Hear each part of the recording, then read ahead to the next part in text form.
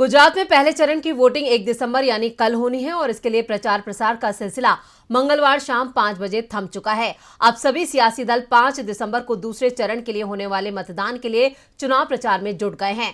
दूसरे चरण के चुनाव प्रचार के लिए आज केंद्रीय गृह मंत्री अमित शाह के अलावा बीजेपी अध्यक्ष जेपी नड्डा भी गुजरात में हैं।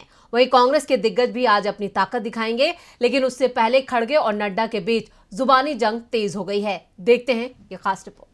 पिछले 2.5 दशक से गुजरात की सत्ता पर काबिज बीजेपी के लिए इस बार अपना किला बचाना काफी मुश्किल नजर आ रहा है।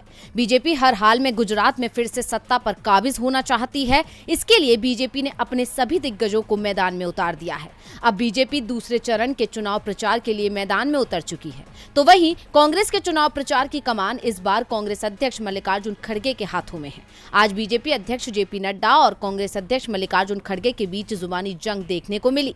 कांग्रेस अध्यक्ष मल्लिकार्जुन ने पीएम मोदी पर निशाना साधते हुए ट्वीट किया, गुजरात के लोगों की आमदनी राष्ट्रीय औसत से कम है, नोटबंदी गलत थी, जीएसटी और कोरोना काल में मदद न मिलने से गुजरात के हर वर्ग की कमर टूट गई है। महंगाई के लगातार झटकों से जनता का जीना दुश्वार हो गया है।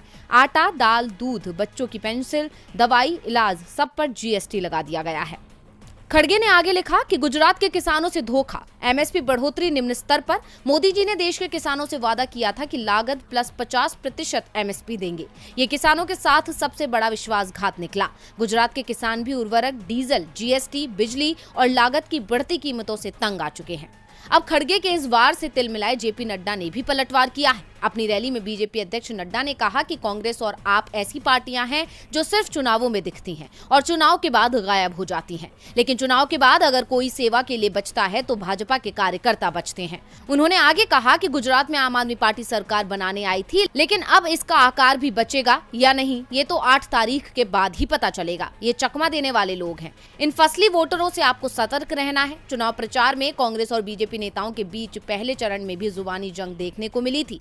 अब एक बार फिर दूसरे चरण के लिए आरोप प्रत्यारोप का खेल शुरू हो गया है। गुजरात के दूसरे चरण में 93 सीटों के लिए 5 दिसंबर को वोट डाले जाएंगे।